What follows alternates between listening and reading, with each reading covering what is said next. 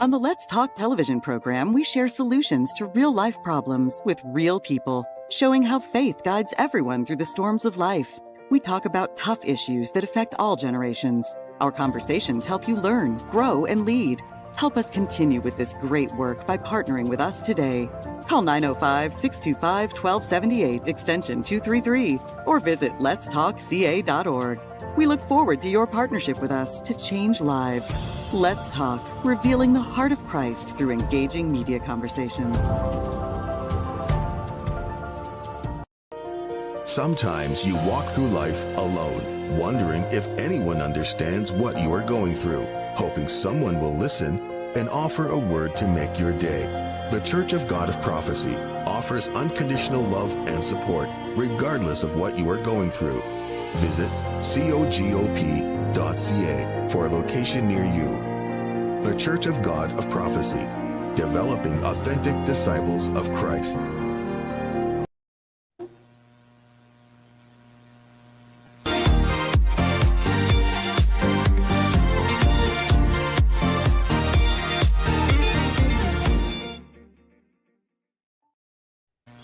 Good evening and welcome to another segment of Let's Talk. I'm happy to have you join us this evening. This evening we have a fascinating show for you, and it's going to be fascinating because we have a young man who is an inspiration to all of us. My guest this evening is the founder and CEO of the Fight Inside Society. He's co-founder of Youth Votes Counts Canada. He's a motivational speaker, professional actor, singer, songwriter, composer, musician. My guest is none other than Lincoln Alexander Estridge. Good evening. Good to have you with us again. Hi, how you doing? I'm good. I'm doing good. Before we get into our discussion this evening, you know, the past 19 months has been impacting on lives both negatively and positively. What has the impact been for you during the last 19 months? Reflective. I think it's definitely been reflective. That's the first word that comes to my mind. I was given the opportunity to really reflect on who I am as a person, who I am without the physical influence of people around me.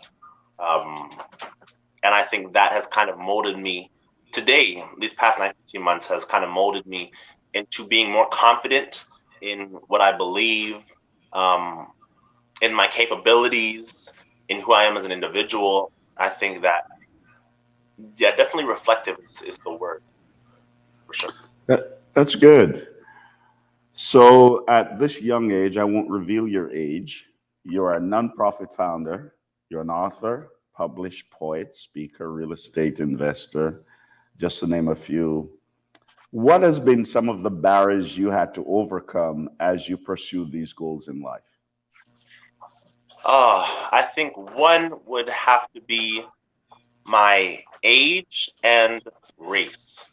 Yeah, I think age and race are probably the biggest ones. Actually, age, race, and religion. So my age, because again, as you said, like I am the founder of a nonprofit organization. And when people think of someone at my age doing that, they don't really associate skill to that, to my age. They don't really associate responsibility or accountability. They kind of take those away from me without actually knowing what I've done to create these organizations, what I've done to keep them on track, who I brought onto the team, without thinking of any of them. So that's definitely a barrier. My race, being a Black individual in Canada, racism, systemic racism has been an incredible barrier, especially with nonprofit, again, because just trying to get into those spaces, like school boards, is extremely hard, especially when they see an individual that looks like me, because again, they just associate it with unprofessional, Right. And they don't look like exactly who they're expecting to do this kind of work. You know what I mean? Right. And lastly, I would say religion, because I am obviously a Christian, but I try to spread the gospel. I try to embody Christ everywhere I go, in everything I do. and that is very off-putting for some people, especially in the professional industry. Um, so when we do go into schools, there's always a flash um, of how much internally, of how much I can share about my faith, or what I can kind of say to kind of influence hope, or faith in general. There's always that flash that I'm trying to make sure that I don't go too far to issue with the schools or organizations wherever we are. Right. But yeah, Now, definitely. do you find that, I mean, sharing Christ can be done in so many different ways? For sure. Sharing Christ can be done in creative ways. I mean, most of us just think that sharing Christ is only preaching from a pulpit or telling people you need Jesus. But what are some of the creative ways that you have found to share your faith? I would say the most creative way that I found to share my faith, I would say in general, is through sports. Right. Now, let me explain why I say through sports. There's obviously, I do music as well, poetry. Right.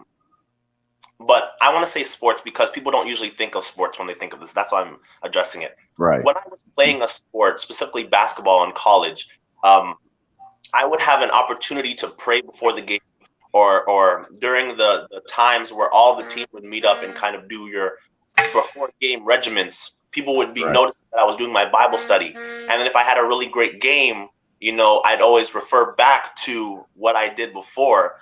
And it kind of gave them like the impression that, oh, maybe he's doing something that I should be doing too, because it's giving results, So having that kind of to point back to in sports specifically is an incredible way that you can spread the gospel, or share your testimony, or just share your relationship with God through in a creative way.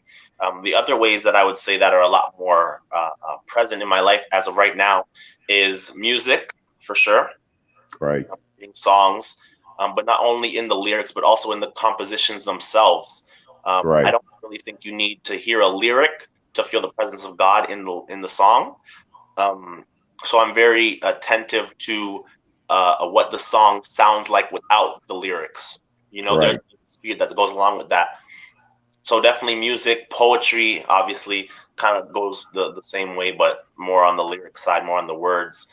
I would say those three are kind of the main ways. Oh, the last one I would say is just who I am as an individual. I think you can live your life in a way that is spreading the gospel. You can live your life in a way that is a testimony, and I try to do that every single day. Every time I try to achieve something, I really want to be an example for someone. I want to be an example for how good God is, the grace of God. And I never want to downplay anything I've done that's good, because I do know who it comes from, and that always kind of gives other people around me the encouragement to do the same thing, and then bet on God. You know what I'm saying? Bet on the gospel. Well, that's very good, because we share the gospel by the way we live our lives, and when necessary, we use words. Now, earlier this year, you appeared in the Canadian Emancipation Day tribute, where you performed your original song, Hold On. What was that like? Yes, that was incredible. That was really incredible, because I didn't even know the magnitude of the event when I performed the song. One of my friends just hit me up on Instagram and told me, hey, can you perform a song that he heard me sing in 2020? Hold On. And I didn't really think anything of it. I'm like, all right, sure. And he said he was doing it for this thing. And I looked more into it. I'm like, oh, this is a really big thing you're doing, But it was an incredible opportunity. And again, it was just a way for me to spread hope and spread the gospel in a way that is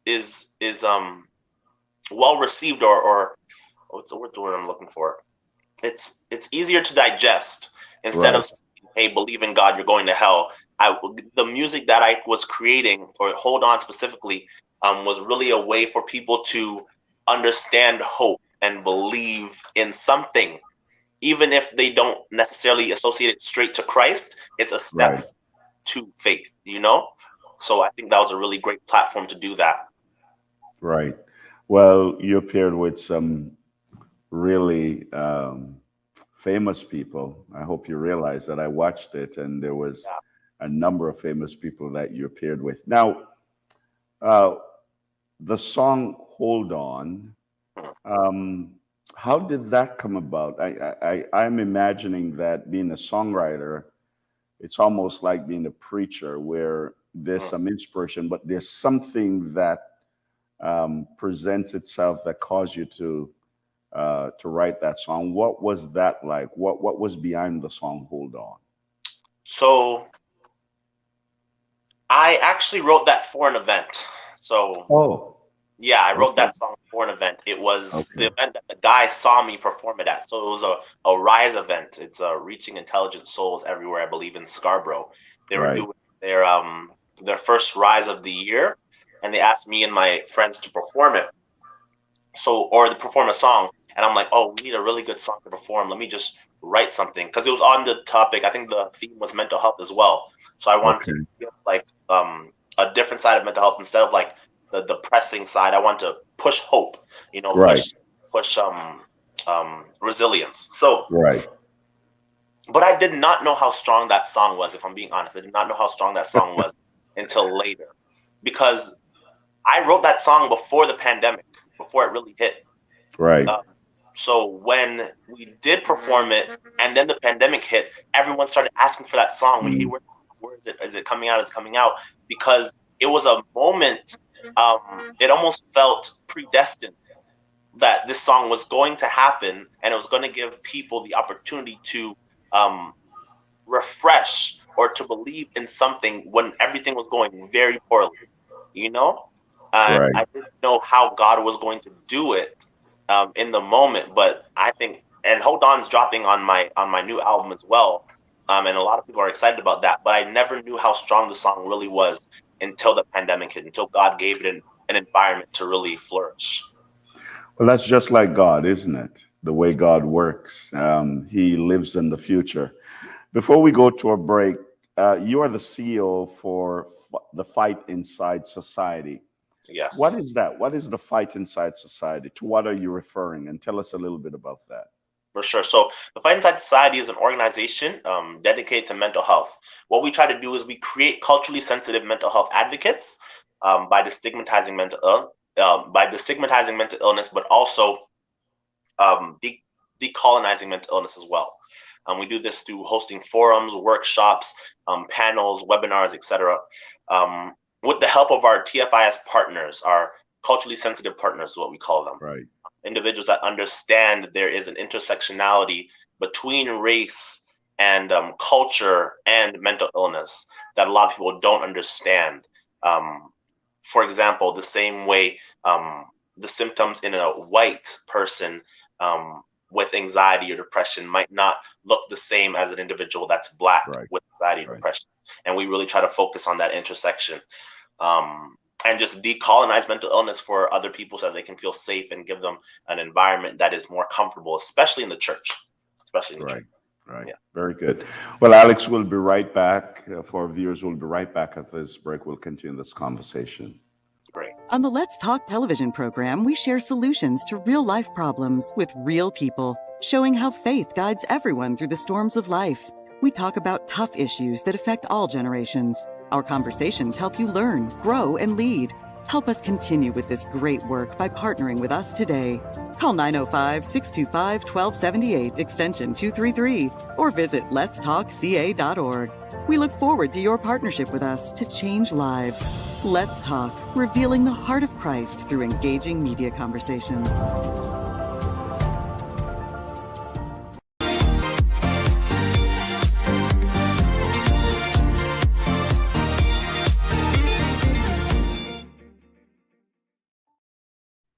Welcome back to Let's Talk. My guest this evening is Lincoln Alexander Estridge. By the way, before we continue, you realize that you have a very powerful name. You realize that one of our first Black men to serve in the cabinet and parliament his name was Alexander as well, Lincoln Alexander. How do you feel about that name? I've watched where, for example, during a stint in Ajax, where a lot of people, talk about your name. How do you feel about that name? Honestly, I really did not like it. I'll be honest with you. I did not like Lincoln Alexander. And this is the reason why. Because my dad, when he was naming all of our siblings, I have three siblings. So it's me, my older brother Aaron Joshua, my sister Alicia, and my younger brother Anthony. So I used to go by Alex because it was 4 A's. Right. But my real name is Lincoln. So I didn't understand. I said, why would you stop in the middle, change it to Lincoln, and then go back to Anthony? That didn't make sense to me. And I always hated that. I felt like Lincoln was such an old person name. It really didn't really fit my vibe. But I think it was, again, God's plan, because Lincoln Alexander has gotten me so far just by the name itself. It has given me recognition that I didn't even have to earn. Just because my name was Lincoln Alexander, people were expecting things of me, expecting excellence, which again really pushed me to evolve into that person, which was really great. I had the opportunity to meet a lot of people, like Lincoln Alexander's wife, right? As of right now, Marnie. I had a great few years actually working with her, performing at his the bust that was created in Toronto. Yes. I performed there with her. Like, I've had so many opportunities, and the name Lincoln Alexander is, as you said, it's a very powerful name. So I think I've grown into it. I'm still growing into the name, but I really feel it's a great name to have. I definitely love it. Well, kudos to your dad. He's a man of wisdom. He knew what he was doing. Very smart. Very good. Now let's go back to something you mentioned just before the break. So we talk about mental health. Mm-hmm. How do you think mental health has impacted our youth during the COVID-19 experience? I think it has given youth a really bad, or I don't think it's been a great time for young people, if I'm being honest. What we've noticed is that youth really depend on each other.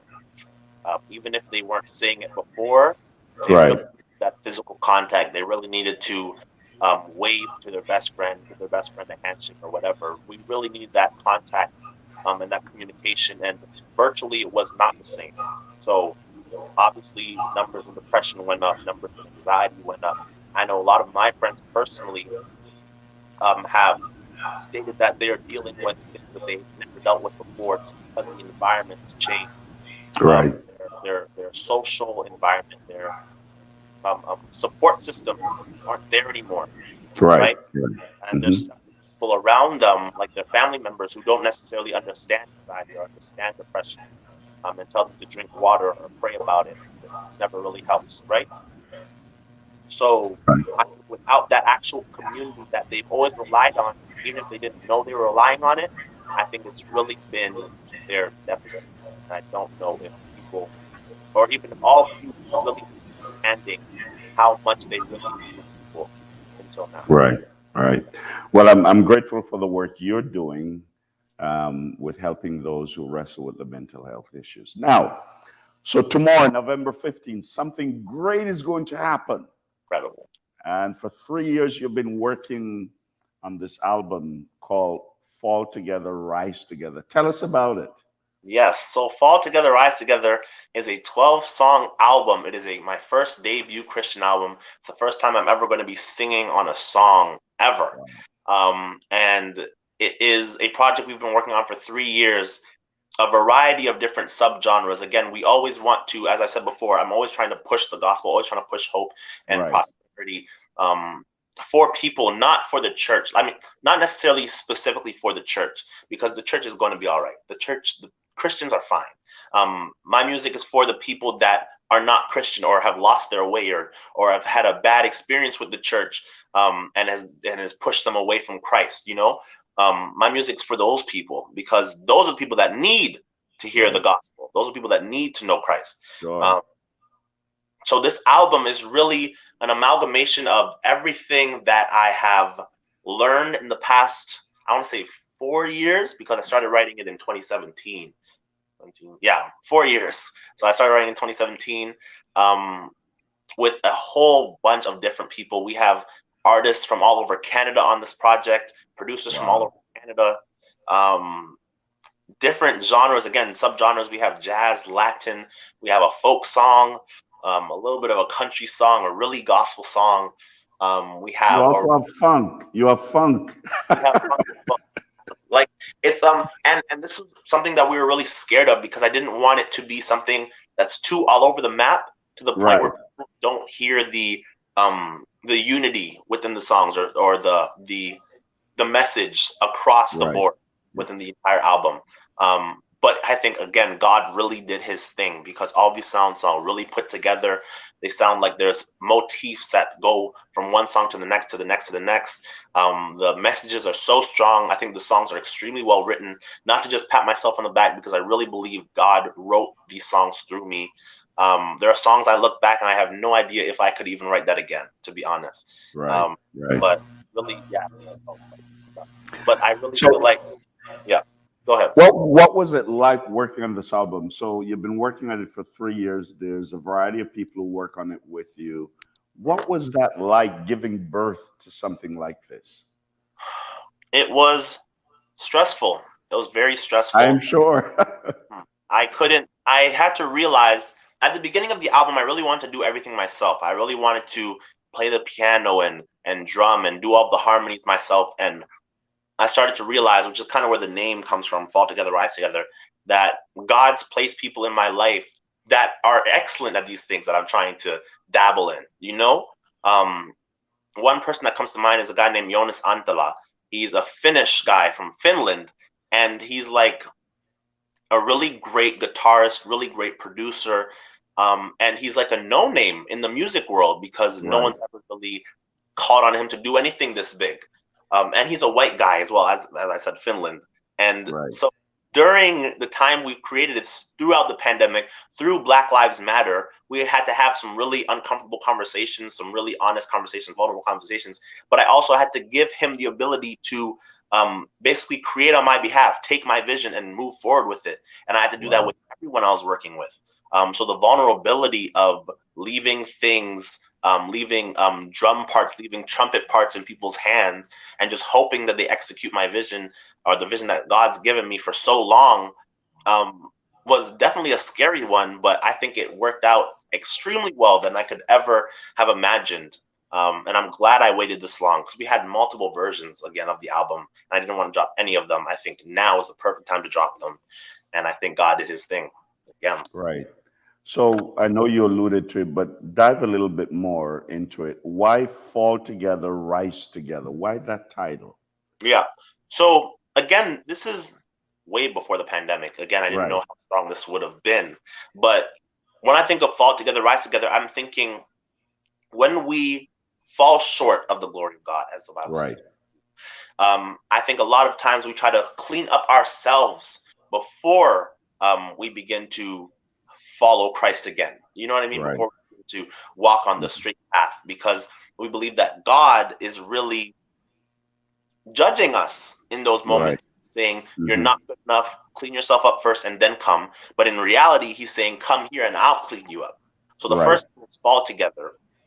When we fall, I think we should help each other, encourage each other to go to Christ first, fall together and rise together. So help one another up. I think that community is one thing that the devil hates. I think the devil hates community. I think he loves division. I think he loves isolation, which is again why these last couple of months again have been really struggle, or have been a really big struggle for people because of the pandemic. The isolation created and fostered depression in a lot of young people and a lot of old people too.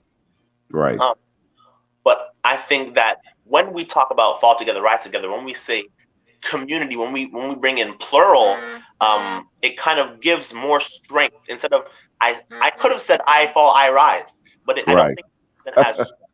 You know, I think it's a lot stronger when two or three are gathered, metaphorically. I totally agree. Now, Alex, I think there's some young men your age and even older who are watching us, and they may seem lost. They're saying, man, I can't do what Alex is doing. Alex is engaged in so many different things, and I feel lost. I don't feel like there's a place for me. I don't think there's anything I can do. And especially with the three things you mentioned that are barriers, which is age, your race, and religion, they may feel there's no way I can accomplish stuff like that or find a purpose in life. What do you say to them? What words of inspiration? How do you encourage them? I think the first thing I would say is remember why you're doing it. Right. Remember what your purpose is, what your goal is. So my goal was always to give glory to God no matter what I did. Right. And that ended up being through music. It ended up being through the nonprofit, but that was not my goal originally, right? So the why is extremely important, but also I had to understand, why are you limiting yourself to one thing? I think when we limit ourselves, it kind of gives God the authority to let things be exactly the way they are. I think when we limit ourselves, when we don't try new things or don't try to start that clothing business or start writing songs, then God doesn't have anything malleable to use. You know what I'm saying? Youth are really scared of public opinion, really scared of our peers, really scared, especially when it comes to Christianity and writing Christian music. I had my own little doubts, making sure that the songs aren't too Christian. And then I had to lose that because, again, my why was coming first. But again, understanding that you can literally do anything as long, especially when God's in it, because he's going to make it work. If it's really his will, he's going to make it work no matter what you say or what they say, you know? So always believe in yourself, believe that God is with you. And if he's not with you, then things might not go the way they're supposed to. And maybe it's time for a shift. But next, do not limit yourself. Do not limit what God can do through your life. Do not limit how many things God can do or what. You don't have to only be an artist. You don't have to only be a rapper or a musician. You don't only have to do those things. You know, God can take you into every aspect of creativity, every aspect of every industry, and glorify him through you. You know, so I think when we understand that, when we understand limiting ourselves, only limiting what God can do through you without your permission. You know, so just giving God permission to do things through you, I think is the best advice I can give them. Give God permission. Very good. Well, Alex, this is my second time interviewing you, and you're an inspiration. Man, I'm proud of you, and I'm wishing you all the best. Tonight at midnight, the album drops. Tell our viewers how they can get a copy of that album. Oh, for sure. So if you go onto literally any streaming site, and if you're not familiar with streaming sites, Spotify, iTunes, Tidal, if you're not familiar with any of those, you can also go to YouTube and type L.A.2nd, and it should pop up there. Or if you type in Fall Together, Rise Together on YouTube, it should pop up there as well. But yeah, if you go to Spotify, iTunes, Apple Music, Tidal, any of the major streaming platforms, you can find all of the songs there. All 12 songs are going to be out 12 a.m. tonight. So, yeah. Well, my friend, I wish you great success, all the best, and I look forward to what comes next in your life. Thank you for being with us here on Let's Talk. God bless you. Thank you so much. I appreciate it. You're welcome.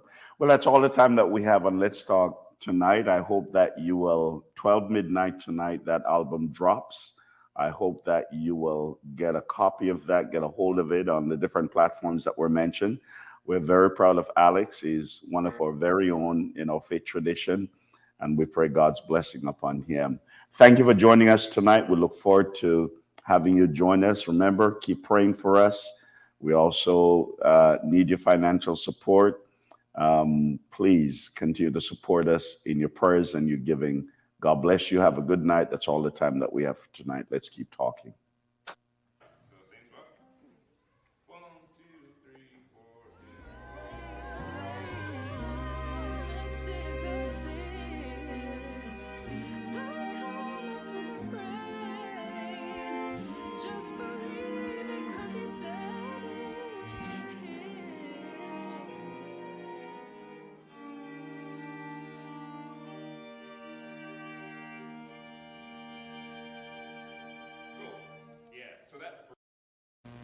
On the Let's Talk television program, we share solutions to real-life problems with real people, showing how faith guides everyone through the storms of life. We talk about tough issues that affect all generations. Our conversations help you learn, grow, and lead.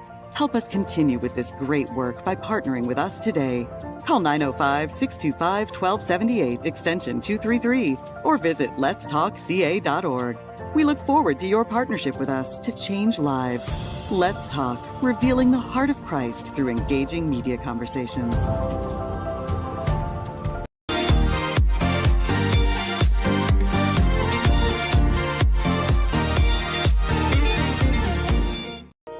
Sometimes you walk through life alone, wondering if anyone understands what you are going through, hoping someone will listen and offer a word to make your day. The Church of God of Prophecy offers unconditional love and support, regardless of what you are going through. Visit cogop.ca for a location near you. The Church of God of Prophecy, developing authentic disciples of Christ. Look at you. Sometimes you walk